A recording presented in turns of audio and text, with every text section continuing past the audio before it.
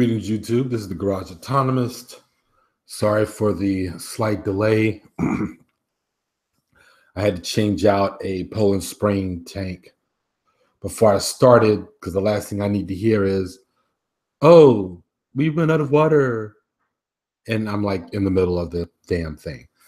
So I hope you can hear me. Type in a 1 or just say, "Hey, I can hear you, Garage."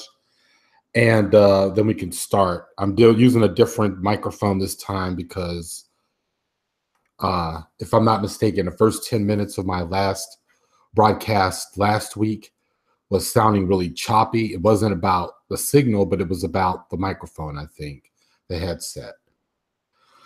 So I'm actually going to be using the Snowball this time, which is what I use for recording. So just let me know if you can hear me. All right, I'm going to go ahead and proceed. What is today's topic? It's a couple of things going on. Okay, great. There's a couple of things going on. But first, I want to give a shout out to everybody in the chat room. Jenny, Force 100, Masabe, Is That Etchus, and yeah, that's the crew. What's up, y'all? So this is not going to be a boring hangout, or at least I'm not going to make it one. I have one of my listeners, Jelly, wanted me to do a video on 3 different topics. But because I've kind of touched on one out of the 2, which is the black misogynist cult known as Ibmore, or in other words, the introspective black men of reform. As you all know, I've done a video of theirs. It was more like a troll video. It wasn't anything where you actually heard my voice or I talked about anything factual about them because they just simply weren't worth it. But if you go back to that video, you will find the link to their website so you can understand where they're coming from. But what Jelly wanted me to do was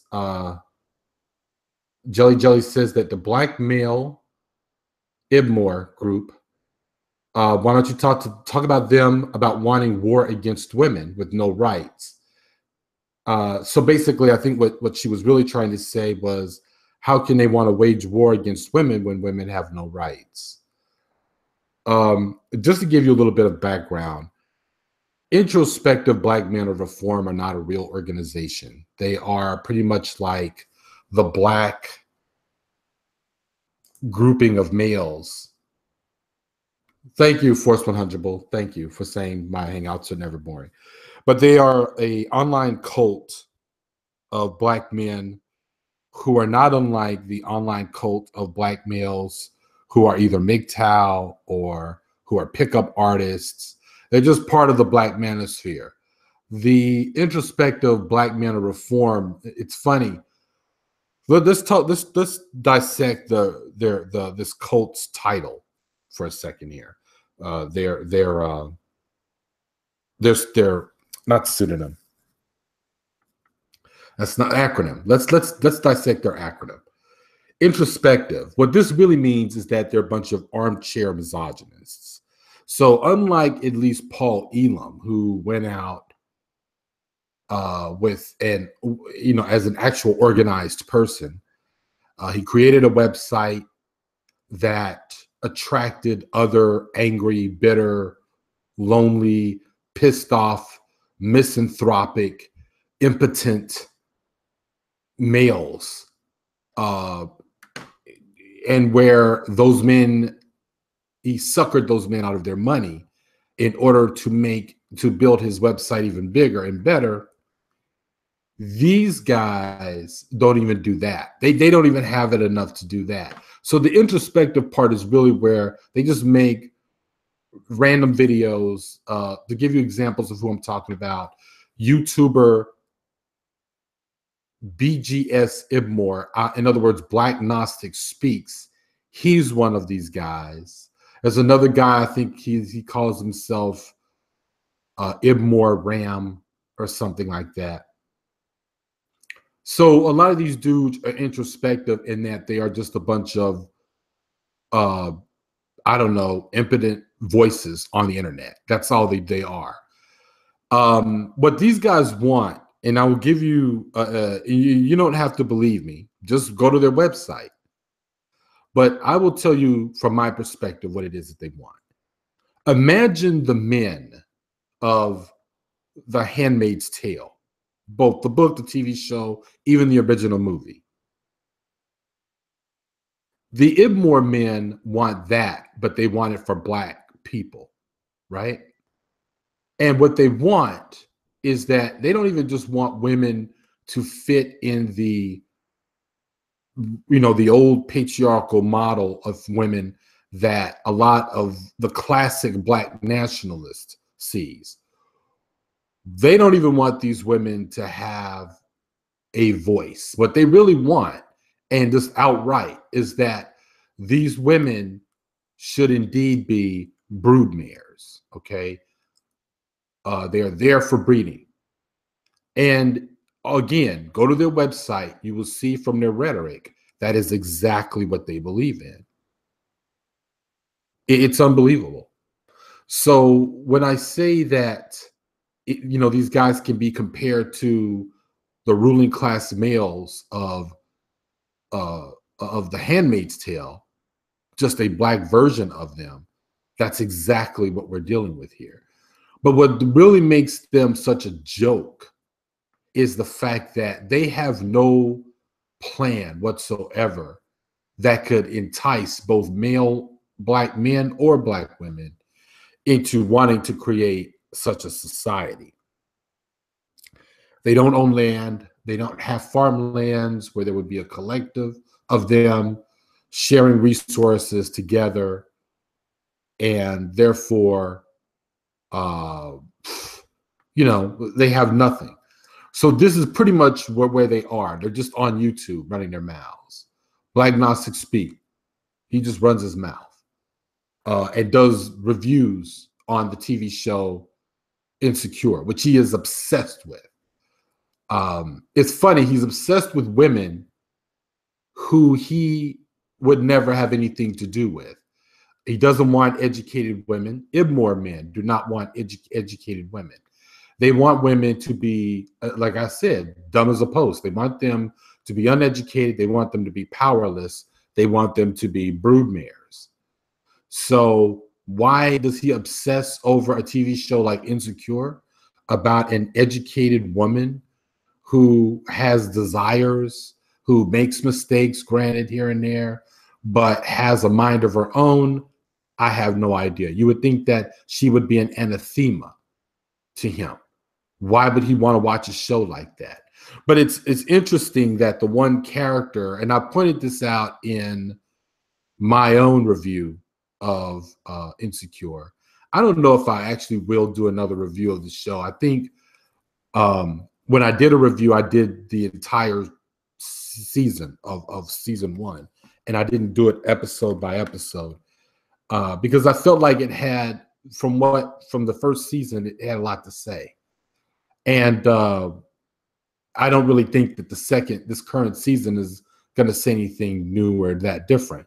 Am I watching it? Yes, I am watching it, but for entertainment purposes. But it doesn't. But I pointed this out in my video, my review of Insecure, that BGS Ibmore would, of course, be friendlier or would have a favorable view towards the character Tasha. Now, we all know Tasha was the bank teller. She was the one who was in love with the main character, Issa Rae's boyfriend, Lawrence, who at the time was, I wouldn't say he was down on his luck. He just simply wasn't where he wanted to be.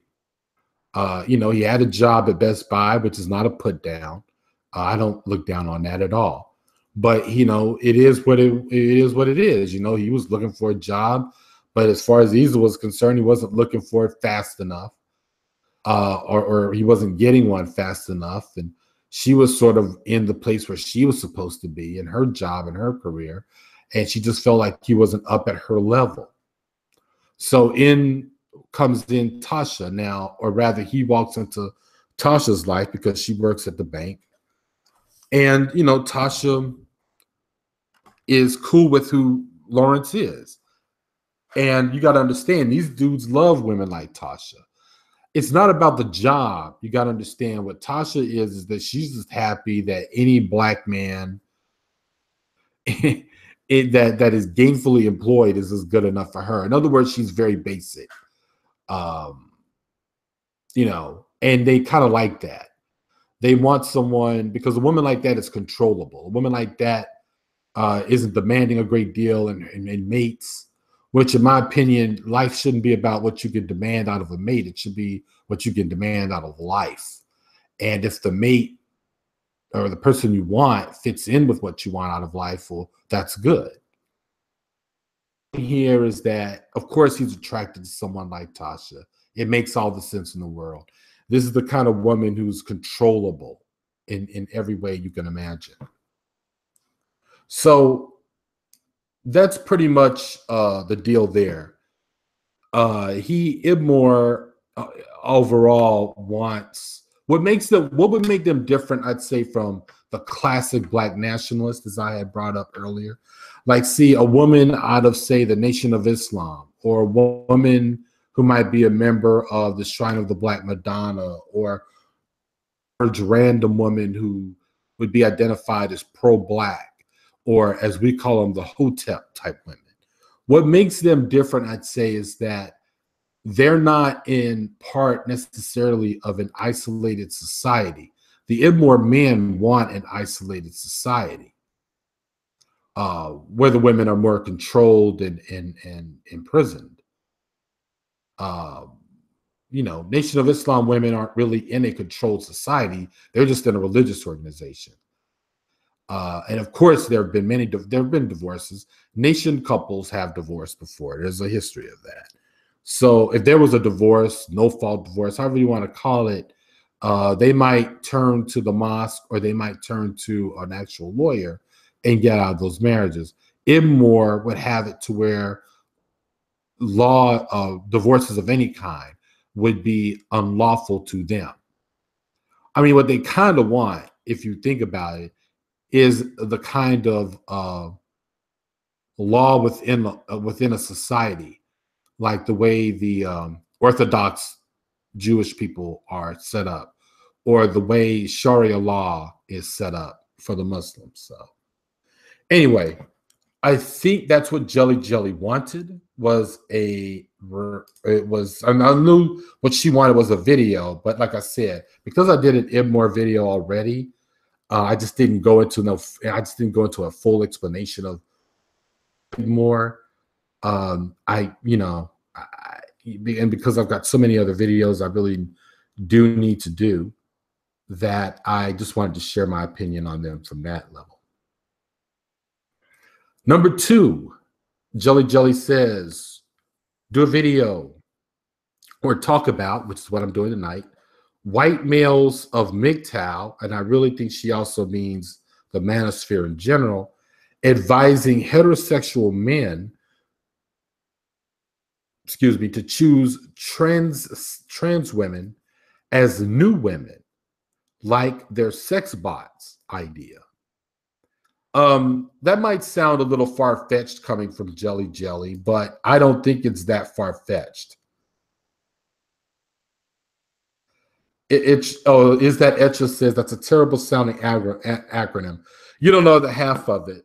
I was at a party.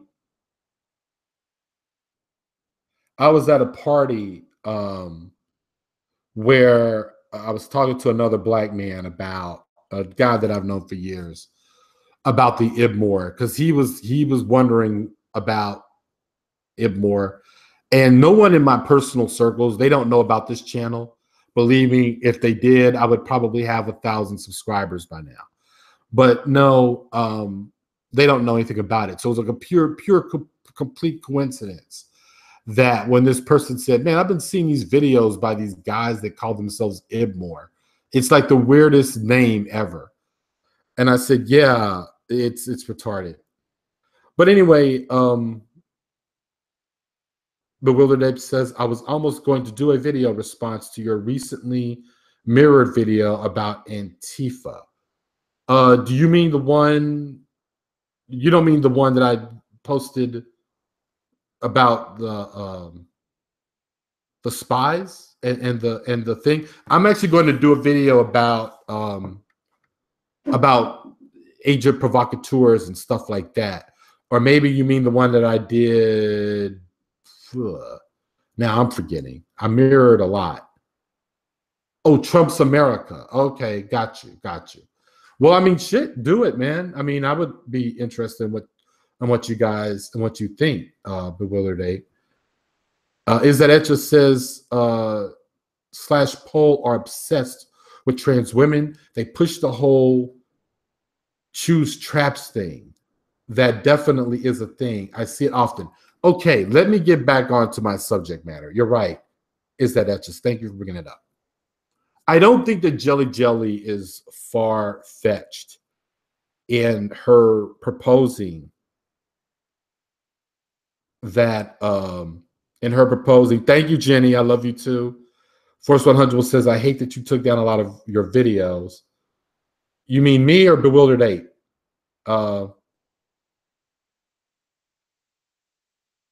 Okay, so let me back up. So yes, I don't think that Jelly is too far-fetched from the idea that the men of the manosphere are encouraging not only men to embrace sex bots, which no one really gives a shit about. These guys love the idea that people are freaking out that MGTOW men are talking about sex bots. Believe me, no one cares that you guys want to blow a load in an automated woman. If anything, we should actually be very happy that you're taking out all of your red pill rage out on a robot woman. Okay, you do just that, homeboy. Stick with your kind. Stick with robots. No, I think that no one cares. Far-fetched to say that they would also say, let's embrace trans women. But I do want to say this. One, the generalization. Not all trans women are anti-feminists. Not all trans women are sexist. Not all trans women are misogynists. And I would even give the benefit of the doubt that there are trans women out there that are not hostile even to radical feminism. That a lot of them might actually take the same political line that cis males would take, such as myself, that they want to be allies to feminists without having to try to take over feminism. And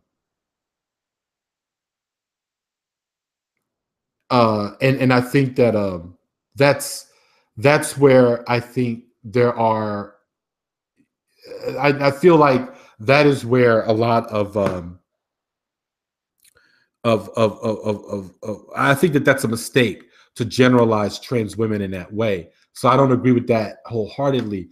But I do believe that sexist men of the manosphere, I would believe that they see that some trans women, the ones who are indeed reactionary, who are anti-feminists, I do think that they see them as the perfect women or the women that they should embrace. I wouldn't be shocked at that at all. They, because those types of trans women, I do believe, first of all, their idea of femininity fits within the way I see it, the misogynist's view of femininity. And I think that that's fucked up. So, I mean, come on, Blair White, these guys love her. Not all of them, but they love her, man.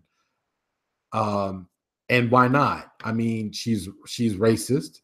She's Islamophobe. She's an Islamophobe. She hates feminism. She hates feminists. And she believes that beauty and looks are everything, because a lot of reactionary males feel that way. And so therefore, her idea of femininity fits within their view of femininity. And there you have it, you know. And she probably does believe in the setup of women being taken care of. In other words, they should give up their freedom in exchange for being taken care of, which kind of leads us back to the whole handmaidens of society that the Ibmores want. Of course, the Ibmores are so incredibly fucking homophobic that they would never in a million years embrace the trans woman in any way. No, they would probably prefer sex bots or sheep, one of the two. All right, so I think I answered Jelly Jelly on that. In other words, I don't think completely off the mark, Jelly Jelly. I think that you are correct that the males of MGTOW and the manosphere that they would advise other heterosexual men to choose trans women as the new woman, as they would encourage men to go out and buy sex bots. Now, I am curious as to what you all think about the idea of of sex bots, because I don't care about sex bots. First of all, half of these bums can't afford those goddamn things. First of all, there are no sex bots. They're not even in existence yet. And these guys are talking about them like as if they exist. What does exist are the sex dolls, okay? Which, by the way, are hugely expensive. And these dudes are bums. They can't even afford to buy half of these dolls. I mean, the amount of money that they put into buying these dolls is just incredible to me.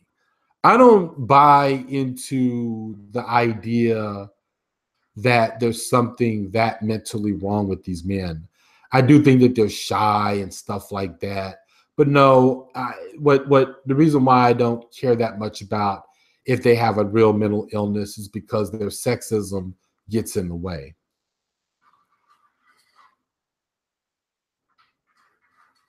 But in the way that I see them, the way I see them. So, all right, I think I'm done with that part, but I'm going to go into the chat and see what everyone is saying real quick before I move on to the next. I think I'm done with Jelly Jelly. Yeah. Wow, it's not even 11 o'clock yet. Yeah, I think I'm done with. Oh no, I'm not done with Jelly Jelly. She has one more thing to say. That and I'll get to that, and then I'll be moving on to the next subject. But let me just go into the chat real quick. Bewildered Ape said that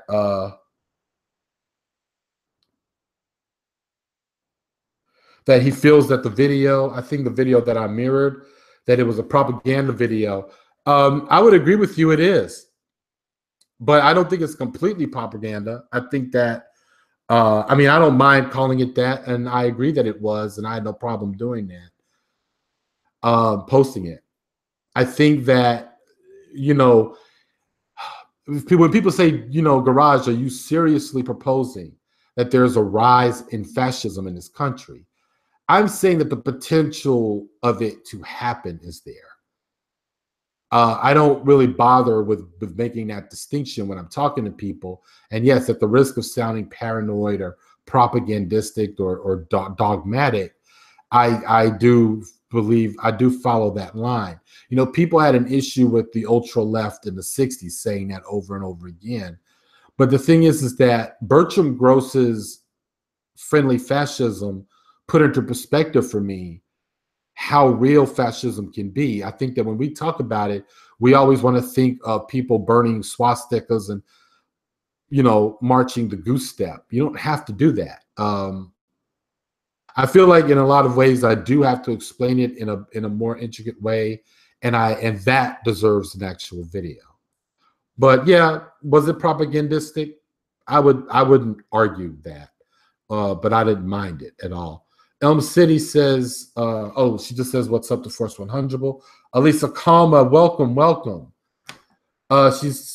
Lisa says, I can't remember if Lisa's a man or a woman. Sorry if I'm misgendering you. Maybe those men will go their own way finally if they get sex bots.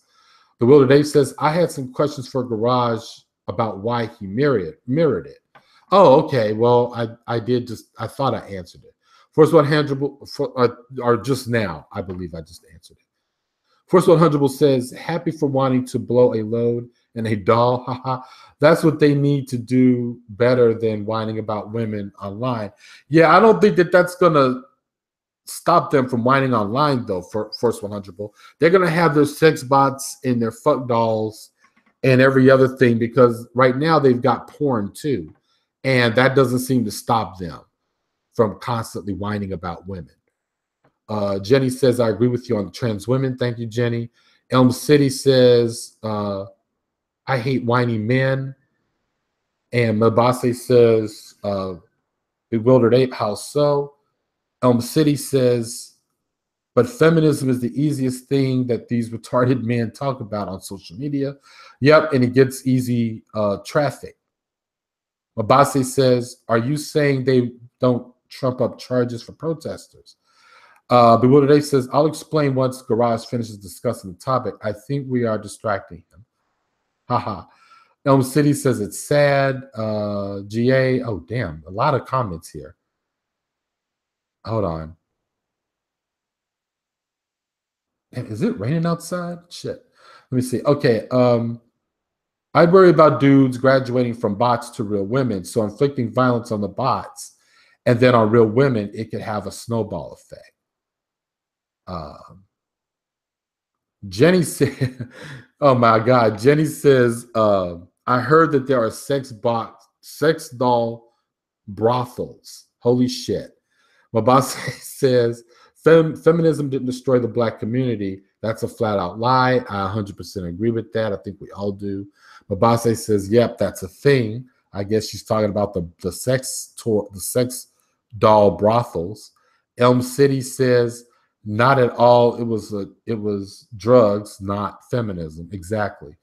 Elm City says, I think men just want women to be like those objects. Exactly. That's the point. Mabase says, it's really, really scary. Is that Etcha says, I'd worry about dudes graduating from bots to real women. All right, I already read that part. First 100 says, no, Elm City says, roaches need to that's right, because she calls a lot of these sexist Black men roaches. Keeps saying that their thinking is limited. Plus, they hate Black women, so they love to put the blame on her of some sort.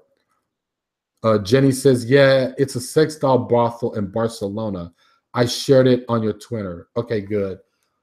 Bewilder says, the thing that I consider propaganda in that video is the conflation of water protect. Oh, he's talking about the water protectors and Antifa and some other issues. Elisa Kalma says, I'm a cis woman. All right, Elisa, sorry about that. Thank you for clearing that up for me.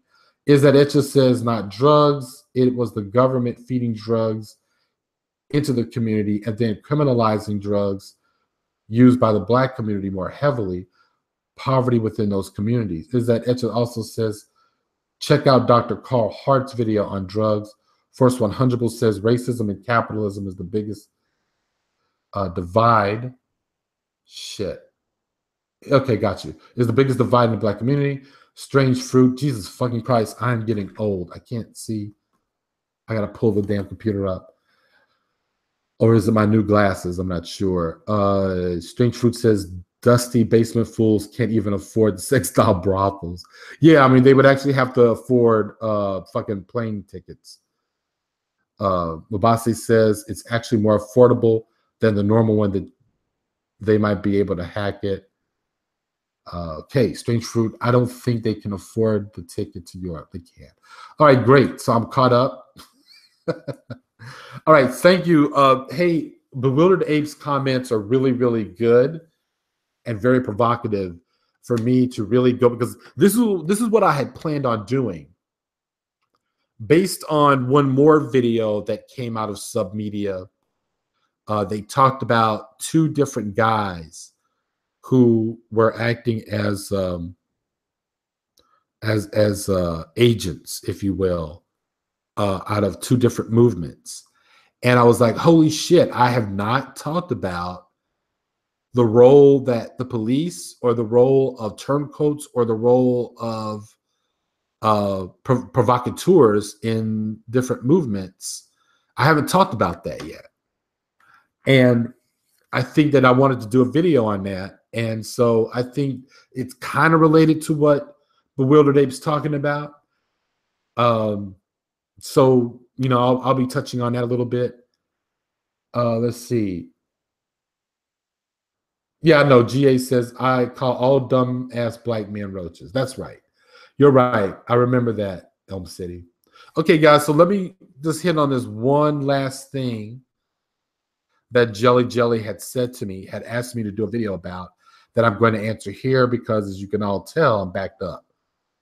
So King Noble wants to Eldridge Cleaver card a performing revolutionary rape on black women. All right, let me just make that let me just make sense of what Jelly Jelly's talking about.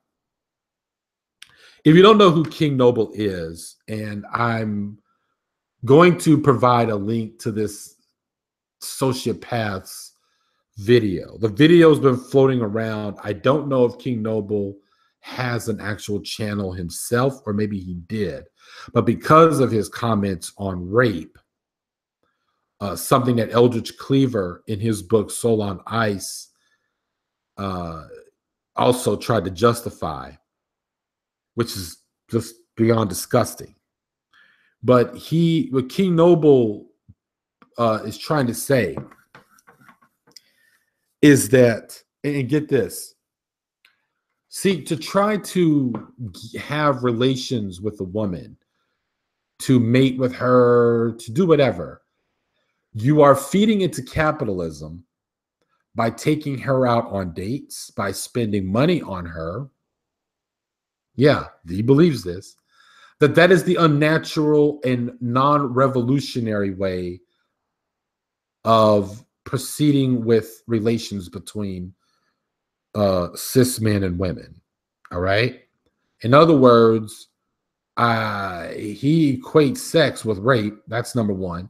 So in his thinking, if you are taking her out to dinner, providing, you know, a home for her and like the traditional marriage or what have you, you're being a dupe for capitalism, and you're not being a revolutionary, and that women should be, I don't even have a word for what he wants to put it.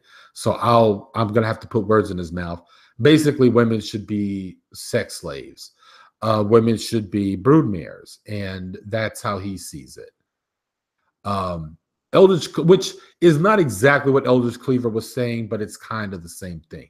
Eldridge is actually trying to propose, again, here's this idea of weaponizing rape. That black men, to be revolutionary, he practiced rape on black women so that ultimately he would be able to rape the oppressor's woman, i.e. white women. Now, the Black Panthers have made lots of mistakes. You all know that I talk about them a great deal on this channel. But let's be very specific about what it is that I talk about. I talk about the good things that they've done, and I've talked about the actual impact that they made in the Black community during this short period of time. But like every movement and everything, there is also negative things about them and mistakes. You know, even though this organization had lots of women in the organization, women were learning self-defense. They did at one point have a woman who actually headed up the organization, Elaine Brown, but temporarily. The problem here is that the Black Panthers were still full of these testosterone-fueled, macho, sexist men. Huey P. Newton, as a lot of people had theorized, was probably the one who introduced the more, how can I put this? I wouldn't want to say feminist, but I would say women-friendly element into the organization, and that a huge reversal took place once he was jailed. And the men sort of went back to the sexist part of it. But you can't really excuse that, because Huey Newton was not in jail when they finally adopted Eldridge Cleaver and allowed him to become not only a member of the Black Panther Party once he got out of prison, but actually became a leader of the Black Panther Party. And he became such a leader that when there was major divisions happening within the party, he had his own fucking faction. Now, Eldridge Cleaver was noticed by the Black Panther Party because of his book, Soul on Ice. And no one batted an eye on the whole rape part. There was lots of women within the organization who had a problem with it, but no one listened to them. So that's where the Eldridge Cleaver part comes in, and that's what Jelly wanted to ask what I thought about it. And what I'm thinking about it is that it's the same fucking thing. It's the same sociopathic, fucked up thing. It's part of rape culture in our society, glorifying rape and weaponizing it. It's, it's a huge contradiction to what real revolutionary politics is about. And, that video that King Noble put out there, like, that video is now, what, 3 years old? Again, other people have been, posting that video. So like I said, I don't know if he actually has a channel. I do know his name. He gets floated around a lot. He's a pro-black on YouTube. He's a social media hotep, as they call him. Fuck that guy. He's a sociopath like all the rest of them. So that's pretty much my take on him. We're going back to the chat room, and that concludes the Jelly questions. Now, let's go back. Oh man, everybody's got some choice words about King Noble. Strange Fruit says King Noble is an agent. I would probably agree with that. Force 100 says King Noble is a fool. I agree with that. Strange Fruit says that he was on Facebook, King Noble.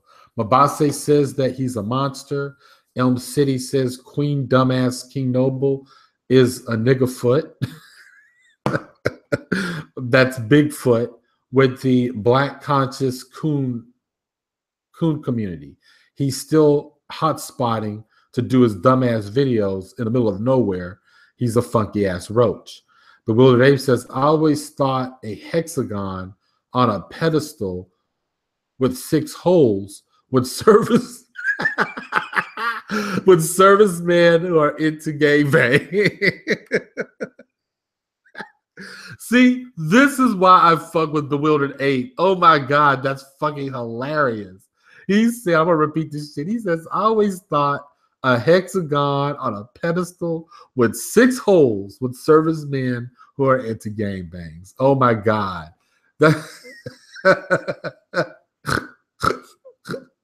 I'm sorry, he got me snorting over here.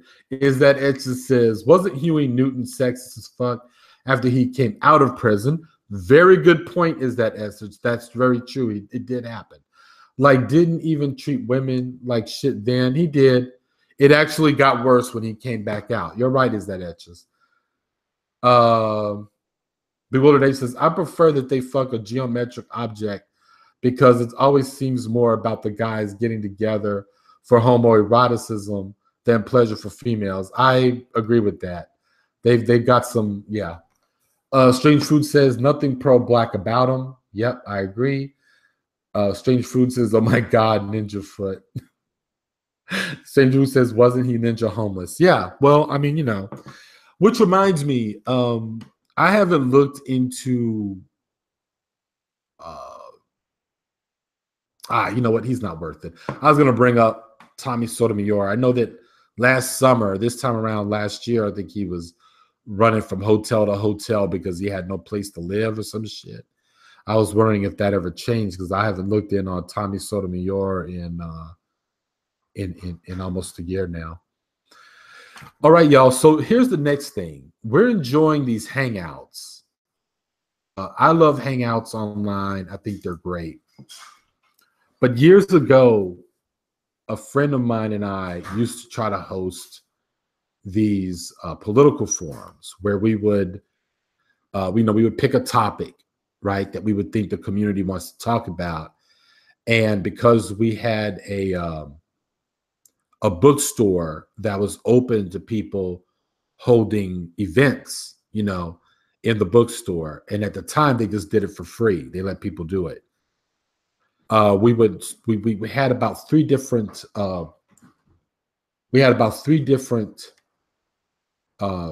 forums, and the idea was for people to just come, hear our presentation. We would give a presentation, but we were open to other people, getting up and talking. But we figured we had to start somewhere.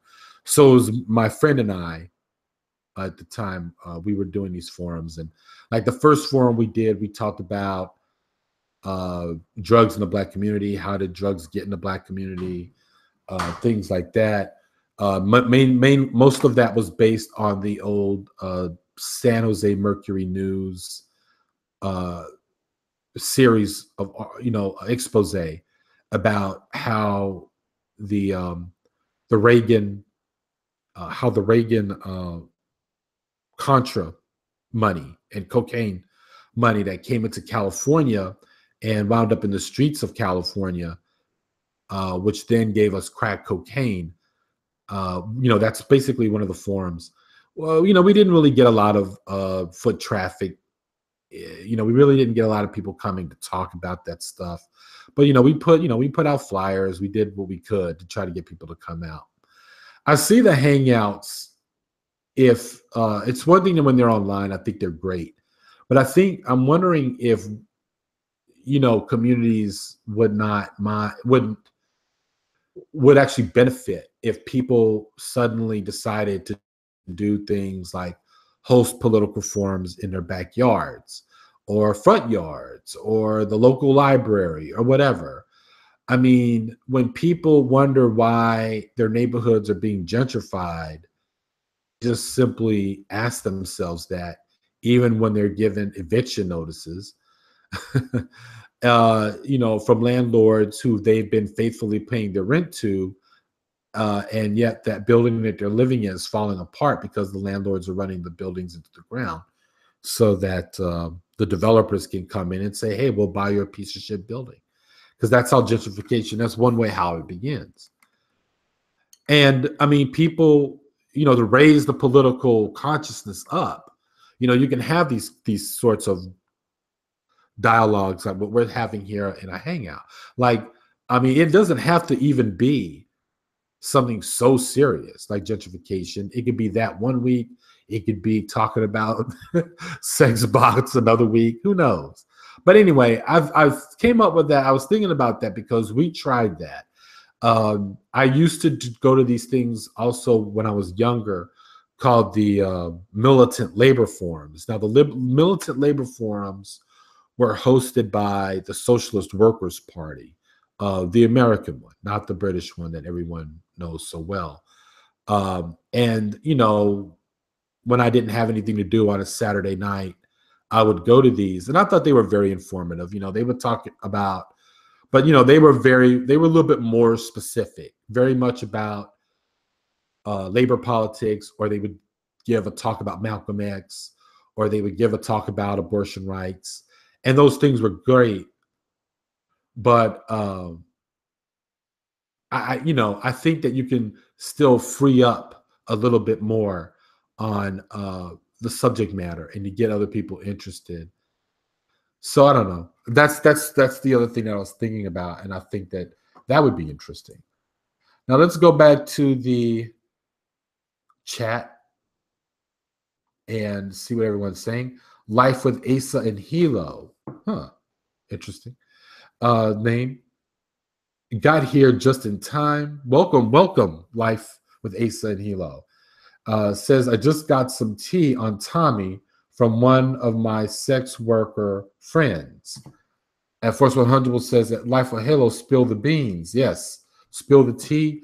Strange Fruit says Crispy got the hookup, i.e. Tommy Sotomayor, got the hookup from a white supremacist in Arizona, a McMansion on a golf course. The house is already totally trashed.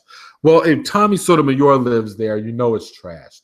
We all know that those houses that he does his videos in are not his. I don't care how much money he makes. I know that there are bigger YouTubers, and I'm going to make a confession here.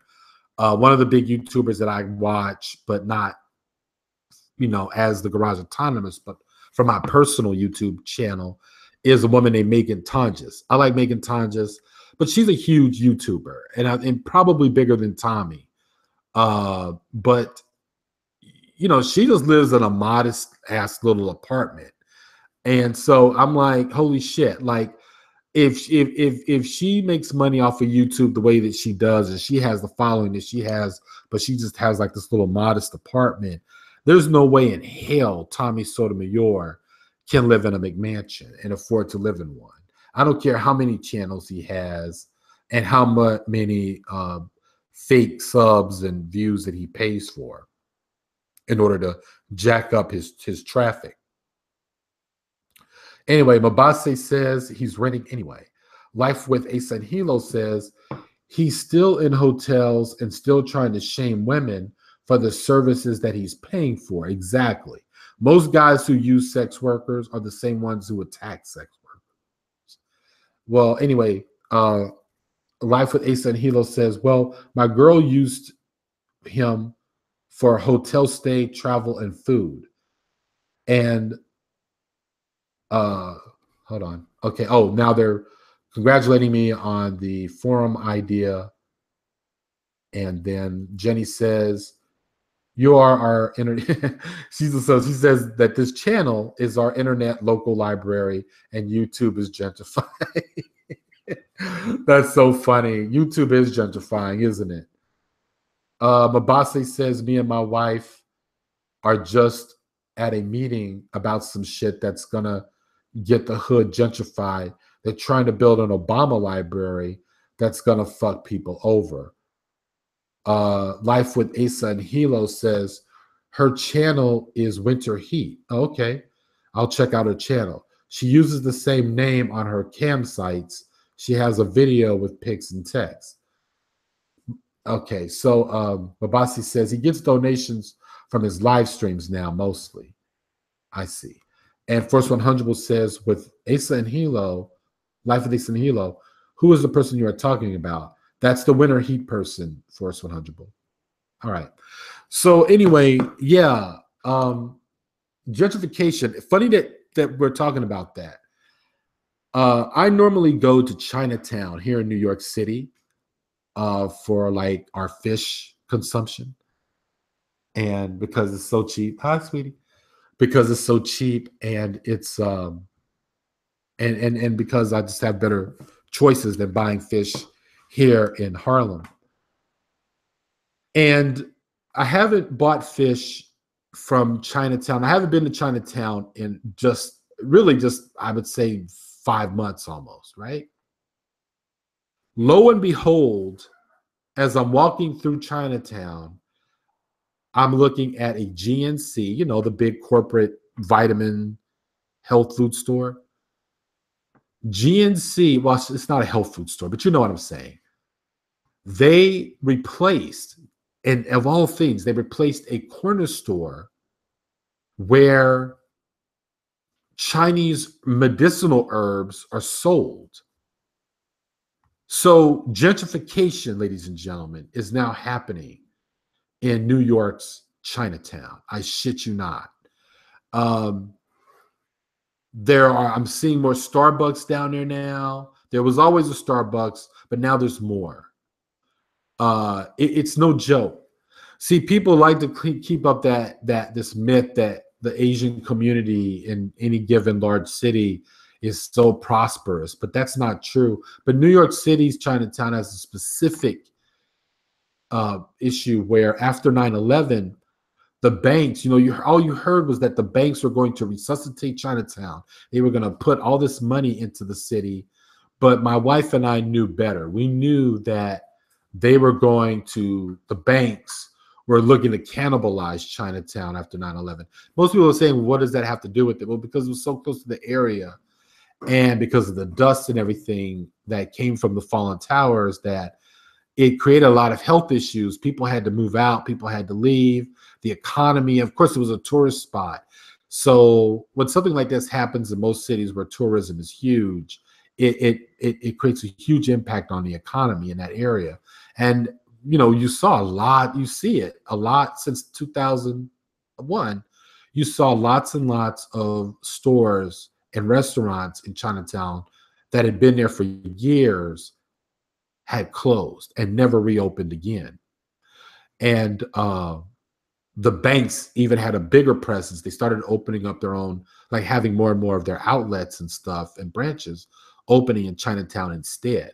And replacing a lot of the mom and pop stores, you see a lot of other things like that. So, I mean, Chinatown, so it's not just Black and Latino neighborhoods. It's not just white working class neighborhoods that get gentrified. Now it's happening to Chinatown. I don't know about the West Coast, but if it happens here, it's going to happen everywhere else and vice versa. So, all this whole idea that Asian people in large, cities are doing so well, and, just because a handful of business people that basically make up a quote unquote Chinatown means prosperity for that entire community is complete bullshit. And believe me, when economies tank, they affect everybody. And no one will come to their defense. Like I said, we knew that the banks, with all their talk of investing into Chinatown, we knew what that really meant. It's the same that happened in Harlem. What they really did was they brought up a lot of property in order to replace that property with major chain stores and things like that. They were not about to put money into the businesses that had been in that neighborhood for a long time in order to keep those businesses going. So just to let you all know, we brought up gentrification. I thought that was really interesting. And because this happened I just noticed this week before last, in my last visit to Chinatown, this is what I noticed. And I was like, holy shit, man, there goes the neighborhood. So let me just go up here and see what other people are saying.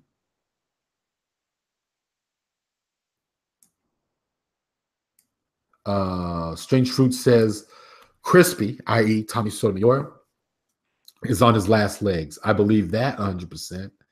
But nothing happens overnight. But I do believe that since last summer, and now with a lot of the funding stuff going on with YouTube now, I believe he's on his way out.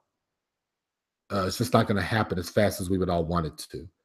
Life with Isanhilo says Chinatown has the best deals on seafood. Exactly. That's why I go down there, man. Force 100 Bull. Life with Ace and Hilo. Post the link. Let me see. Bewildered Ape says, I support Antifa trashing Starbucks shops. All right. Force 100 says Chinese get shitted on just like any other non-white person. Force 100 says, Bewildered Ape, why is that? Although I don't go to Starbucks. Well, they just basically trash most corporate enterprises. Me, myself, I have a problem with that. As you all know, I did a video based on some shit that I was involved in when I was way younger. This is, of course, was way before Antifa was even thought of, when they were just a twinkle in someone else's eye. And, I participated in stuff like that and later regretted it, because ultimately you smash the window of the store, which I don't really care about the store, but I do care about the worker who has to clean that shit up. So that's the reason why I got over that sort of thing of wanting to do it. Strange Fruit says mainland Chinese are gentrifying their own areas.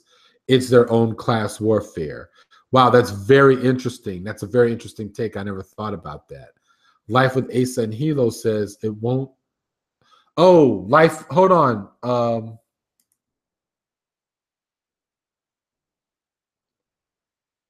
I think life with Asa is. I think if you. I thought that if you could post it, it's supposed to let me know if you can post the link.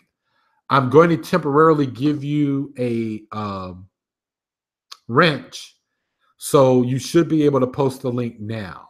And what I will do is copy it and paste it and put it in the in the description of this. Let's see here. Force 100 says they do infight with each other and very classist towards each other. Each other. Black people just can't see it. Okay, there we go. So the link has been posted, and I'm going to copy the link address, and I'm going to add it into the description bar later on.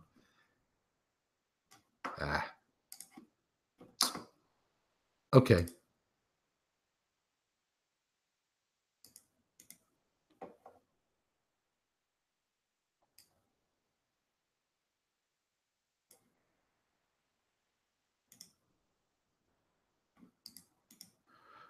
All right, give me 1 second, and I'm just doing something real quick here so I can add it to the description below. I'll probably do that tomorrow, first thing in the morning. Leave the link.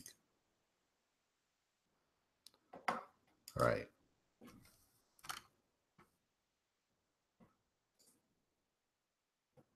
All right, that's all I needed to do. Okay. I think I have enough time. 30. I was supposed to end this at 11:30, but I don't have to. And what I'm going to do is read some more of these comments, and then I'm going to go into my one last subject matter, which probably will add on another 30 minutes to this, because I'm pretty sure everyone loves it when I start talking about trash TV or trash shit, which I never really do, to be honest with you. But anyway, just to go back to the chat a little bit before I do that. Life with Ace and Hila says, I just got some tea on. Oh no, shit, I went too far up. Okay, hold on here. All right, so Strange Fruit says, I take advantage of them being classist. They prefer well-off education to wealthy people of their own. Strange Fruit says it's part of the culture, nothing egalitarian, not even on the mainland. Mabase says, I don't trust them, kind of like Africans. They got issues with color and shit. I shop sometimes. GTFO. Mabase says that's that hand chauvinism. All right. Did y'all watch the Grapevine videos with the rift between Africans and African Americans and Caribbeans? I'm not familiar with that.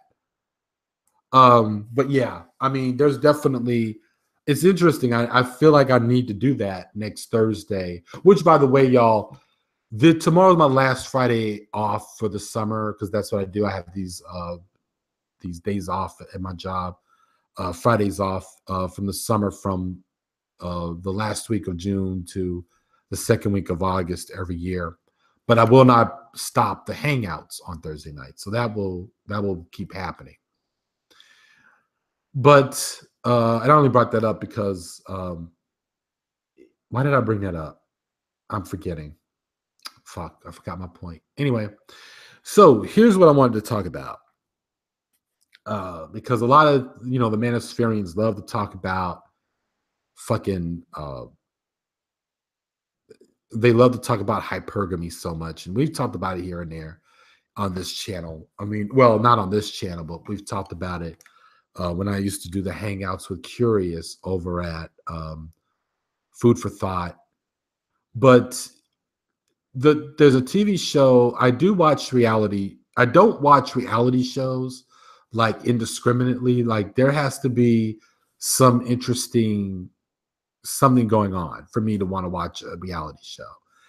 This year, the reality show that I've been watching is a show called 90 Day Fiance. Now, uh, a, a friend of mine, my wife was the one who brought it to my attention. She talked about this young man who is a medicinal marijuana business owner. And he, got online and fell in love with a woman from Russia. Now, the Russian woman wants to be a model. So as you can imagine, she looks a certain kind of way in terms of looks. And the boy, man boy, is he's overweight. I mean, he's not, he is it is what it is with him. But people feel bad for him because what's going on is as soon as he met her, the first thing she said is that, you were to take care of me. You were supposed to take care of me. You said you were going to take care of me because that's the deal.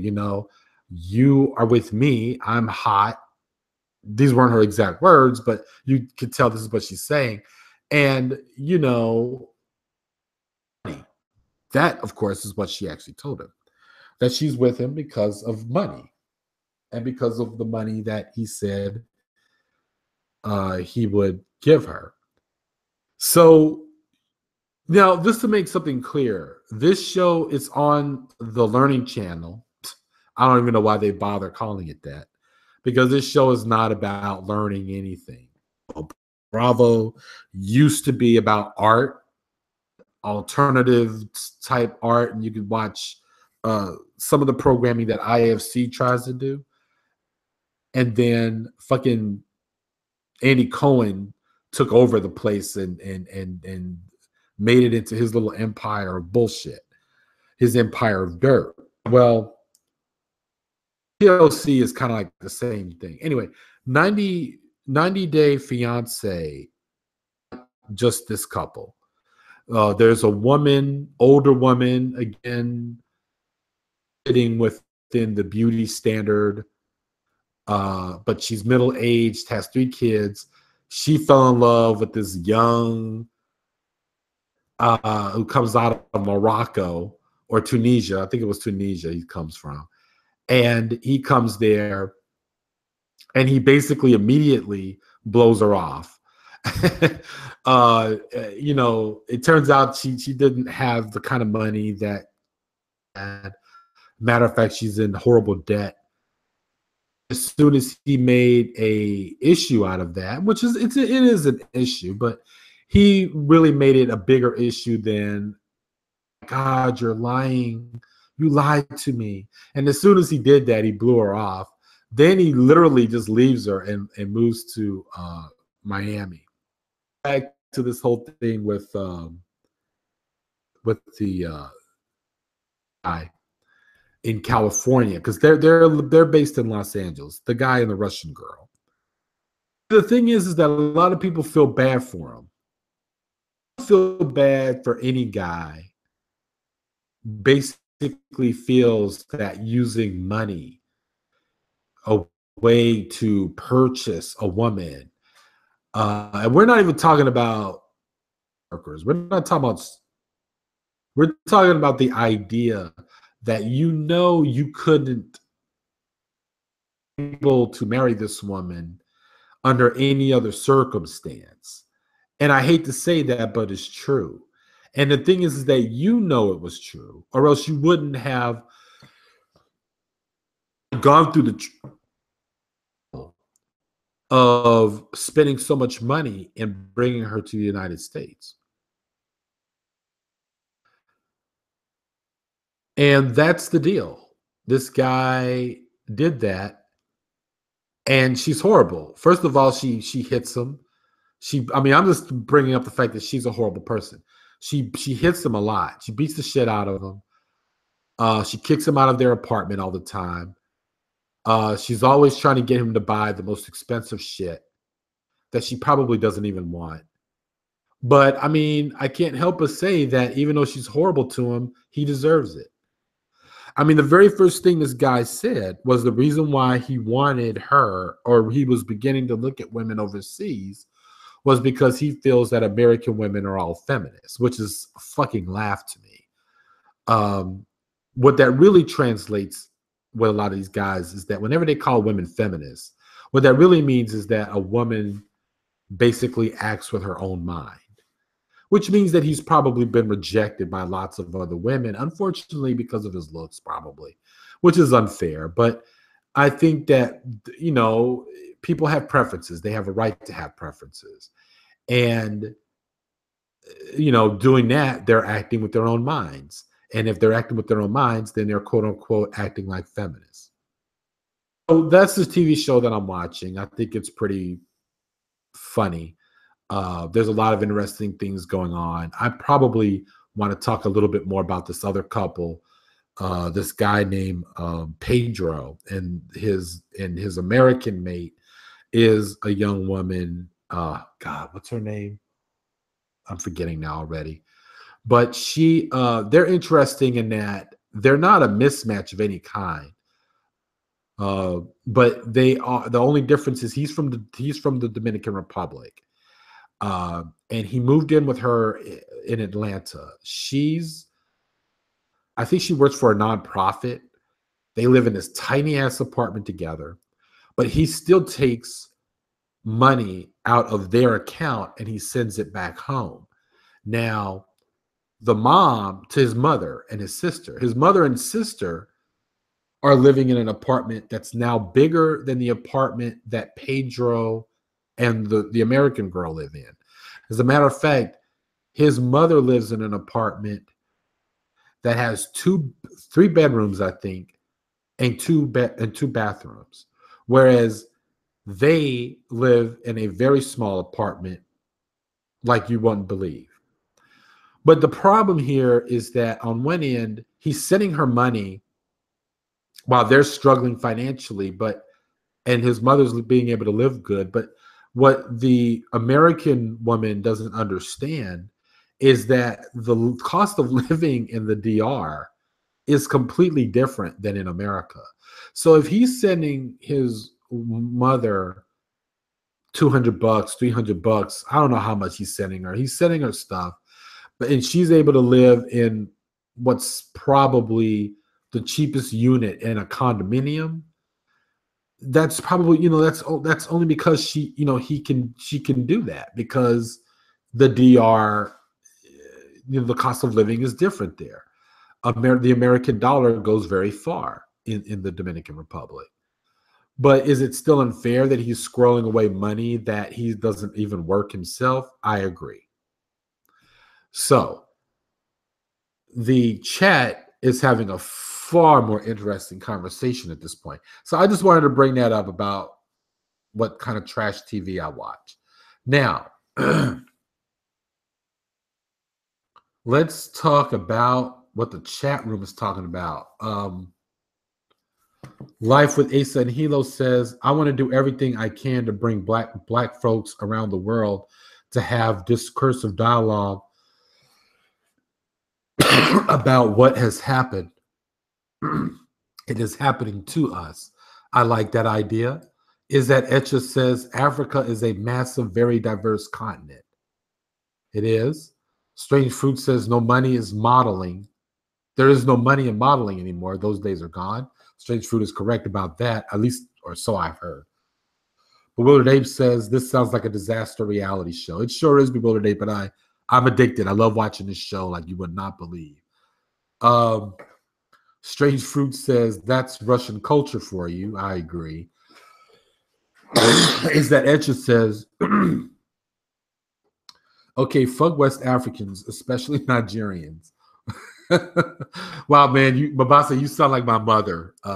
She's dead now, but she used to just bitch forever about Nigerians, and I'd be like, "Do you even know Nigerians? Like, why are you like?" She would just go on and on and on about how they were classist and they were fucked up and they were this and they were that. Strange Fruit says Nigerians, a large minority, are fucking it up for black folks in SEA, and I don't know what that means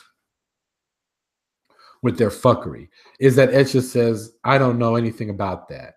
Life with Ace and Hilo says they always move to Florida or California. Bewildered Ape says, I haven't followed much events in Africa. Western media blackout of the region means I don't keep up with it. Yeah. Life with Aces says, Bewildered Ape, thanks for being honest about that. Strange Fruit, Russian men are patriarchal, definitely. Those are her expectations. I don't feel bad for him at all. Yep, that's exactly it. Um, a lot of these guys, a lot of American guys have this thing about I have a major heart on for Eastern European women, but it's not so much about their looks. I mean, come on, they're just Caucasian women. I think the thing here is that they want to believe so much in this myth that all women in the West are feminists, and therefore Eastern European women are more traditional and fitting more within a traditional mode, which is bullshit. What these women are is that they live in a very patriarchal society where basically the way you eat or the way keeping a roof over your head or you being able to eat very much has a lot to do with your relationship with men. So that's the deal there. Kind of like pretty much the same situation in the Dominican Republic, really all of Latin America, shit, all of the rest of the world, really. Let me see. Strange Fruit says not a fan, so much division, ethnic, cultural classes, and very scornful of other black people in not diaspora. Must be talking about Nigerians, which Strange Fruit says, and overall, the men treat the women horrifically. Bewildered Ape says, at Life with Ace and Halo, I know it. Very disappointing. Such a diverse continent. I often wonder what is going on. Same with China. I wish we got more information. I agree. Mabase says that, Mabase is clearing up that SEA means Southeast Asia. Got you. Mabase says, the Chinese needs to be held accountable as well, especially if they say they're socialist. Well, I wouldn't agree that they're socialist at all anymore. Elisa Kalma says it is buffering. Yeah, I know. I saw that a little bit earlier that I was buffering. All right, guys. So I'm really glad that you all enjoyed tonight's discussion. It's this really makes me happy. I love the fact that you guys love coming here and that we're talking about good things. What I am going to do and what I'll be committed to doing is posting an announcement of what I will be talking about on Thursdays on Monday night. So on Monday night, you guys can definitely get a good idea about what's coming up and what I'll be talking about on the coming Thursdays. Now, I do have some videos coming out, so I have to admit, I'm not trying to toot my own horn here, but I'm really proud of the last two videos I made. The announcement to this Hangout, and then my last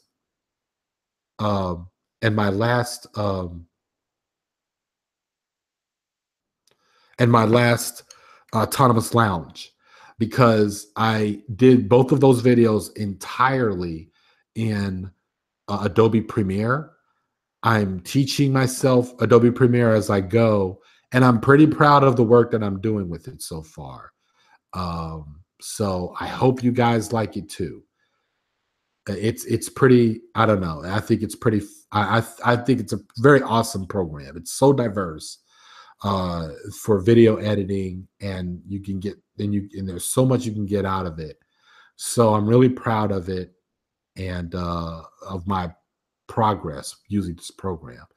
And so I'm definitely going to be doing that from now on, which means that you should definitely start seeing more videos coming from me now that I'm settled on an actual video production program. So I'm going to say goodnight, but I'm going to read the very last few comments that I have here. Mabase is talking about all the Nigerians who are fucking up our oceans. Yeah, the pollution is crazy with the oil coming out of Nigeria.